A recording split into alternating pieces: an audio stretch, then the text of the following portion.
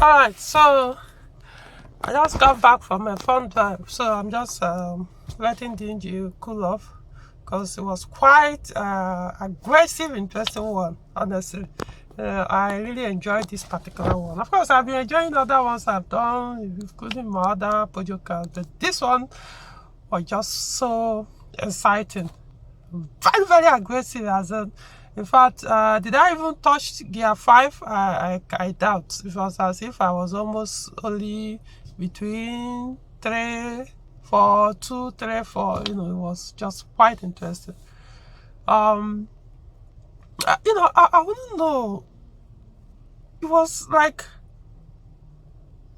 before now when the car had the automatic gearbox, on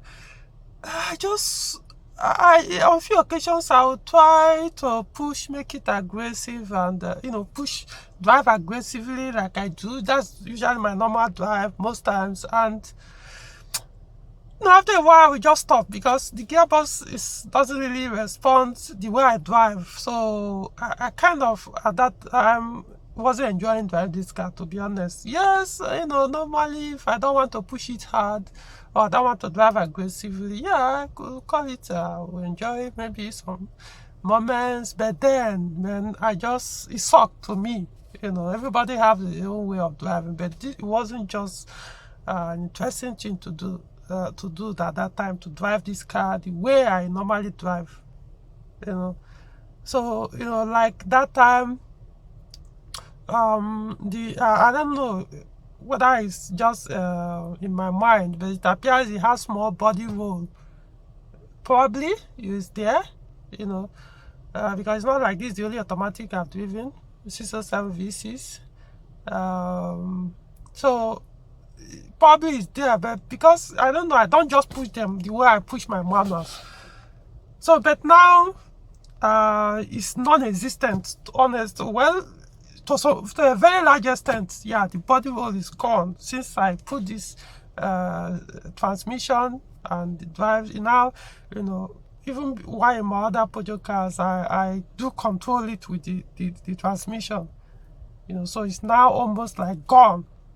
So whether it's a mind thing or not, the truth is this. It's probably because it's a Japanese gearbox, so it's not really aggressive. There are a few times I will try to push it very hard, or push it aggressively, like I do, and the gearbox will later tell you, guys, this transmission is not meant for this. I haven't tried it on other ones too with the similar transmission, and they'll always show that indication that, come on, don't. So but now car, gosh, it's like, as in the car can take anything you throw at it, it just takes and suck it up, and as in the most important thing is it was so quiet. Even with all those aggressive acceleration speed or leaving the RPM or the tachometer even close to 6,000, is still very quiet. Everything, the gearbox, the engine, quiet. It just, even if they are loud outside, but inside you barely hear anything. Just small, no wind noise, nothing. No matter how crazy the speed is, everything quiet. Of course, the car is running, that and that, but compared to most other cars, it's the quietest car I've ever driven on very high speed. The interior is so insulated that you won't hear anything, I won't say, you won't know that the car, like I say, is on speed, but, I don't know. It's just so fucking quiet. Let me put on the light. I just love this. Just love this car right now. As in, was never this sweet all this while I've been using this car. Never. So another thing I want to point out is the suspension of this car is so marvelous. As in, so it's like, see, it's like when you're, once the car is maybe 60 kilometers per hour or a little above or something, I don't know. I usually don't pay attention when it kicks in. the suspension will just become, the car will just become very, very gummed, as in, it's as if something is holding it on the ground, not like not moving, but something is pressing it from top, not to, to stay ground. No matter how you do the steering, you just gum. No matter what you do, no matter how speed you do, the suspension always keep the car very stable in a straight line. Oh, this car is just so fucking good. I don't know how to say that. If I had to put it in other words, this car is not even the best car if you want to actually learn how to be a fast driver, how to negotiate bend or high speed. Yeah, maybe 406 will be better for that one, to actually learn, so that when you enter other cars, you can actually control all those speed. But this car, the body, where they design the body, the suspension, everything, is like, it just takes over everything from you. Just take that, you just got me to the ground. You push it, the steering becomes so very heavy, as if you want to move a drum. So it's no longer sensitive. The car will just drop. The ground clearance will just drop very low. As in no, Pojo. Honestly, I love you guys. Whoever that designed this car, or whoever the people that designed this car and put this suspension setup and the steering system, you guys deserve a bottle of Guinness from me. As in, thank you so much. That's your creation ended up, being with me. I really appreciate it. This is a fucking car. Now, you can too enjoy it with automatic transmission, not saying. But like I said, it's probably just because, to me, transmission just didn't feel too, I just felt too fragile for me to do it the way I do my manual. So I never did it all those while. Why it had automatic, the way I was driving. I mean, like I said, you can, even when their RPM is 6,000, close to 7,000, the gearbox just responds, even very quiet. It's a fucking car. I said, I love this car. I love this car, and I'm so happy that I made it happen, irrespective of whether all the odds and the distraction is trying to stop me from doing that, or even when I did it, people were so bitter. But guess what? I mean, cash. I just took it, And then another thing I need to point out is the throttle pedal. Before then, when it had the automatic transmission, of course, every once in a while, if I want to drive very hard, and it's not even even when I want to drive hard, just my normally usual drive, I need to make some overtaking, I just need to gain a little speed. I always find the throttle pedal to the floor. I was like, what the hell, man? I mean, to get this car moving, I just have to leave it push it down to the floor and leave it for some time before I reduce or I lift it a little, So it became more like a normal thing, to the point that even whenever people say modern automatics have been designed to consume less fuel than manual, I tend to wonder, unless maybe they are it's people that actually drive it like grandmothers that actually will notice that fuel consumption. Because if you really need to push your throttle down all the time for the gear to downshift to gain speed, it's consuming more. Because right now the manual one, I just don't. Trust me, guys. Since I did this cover, I'm not sure I've ever gone below the half travel of the throttle pedal. Even with all this crazy drive, it has never gone beyond halfway down to the pedal.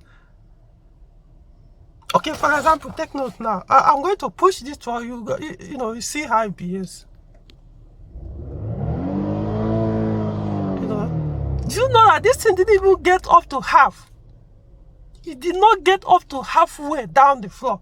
Now, I understand that when you add load, you add the gearbox to it, of course, it will take longer. Even if it will take longer to not get to that 7.5 or so, or 7,000 RPM, But the point is, even when I downshift, I don't need to push the throttle hard. If I want to gain speed, all I need to do, I downshift to the right gear to the speed I want, and still maintain just small acceleration. So even right now, and even if I want to get to 6,000 RPM with the vehicle moving, I still don't need to put the throttle down. All I need to find the right gear, press the throttle a little, and the car will shoot to that 6,000 or 7,000 RPM. I mean, unlike when I was using it on automatic, I just have to press it to the floor and leave it there. And the lower it goes, the more fuel it burns. So I really don't understand that logic people tend to. It's like people just love it automatic and whatever rationale or Anyway, like I said, we drive differently. I know some transmissions, maybe the European ones may be more rugged, but this one, Japanese, maybe it's not. It's not. The other ones that have been proved that the ATCs in 508 and all those things, they shift quicker and all those, But still, you always get that. Most times, you just need to press it to the floor for it to downshift and engage. Or even if it doesn't get to the floor, it has to go very, very low. Maybe more than halfway before it downshift to the right gear that needs to pull the car. Maybe you need to do quick overtaking or whatever, So because of that, it comes even though I had no intention, I was trying, while I was doing this conversion for fuel consumption to reduce, that was not even my plan. I mean, I didn't even care. I'm into performance. Anybody who is into performance knows that fuel economy is not what the reason why you are buying the cars or choosing the type of cars you buy. But it's now an added advantage, something that is being added. So I get to now push the car, drive it the way I want, and the consumption will see is now lower than it used to, much lower, So just damn, man.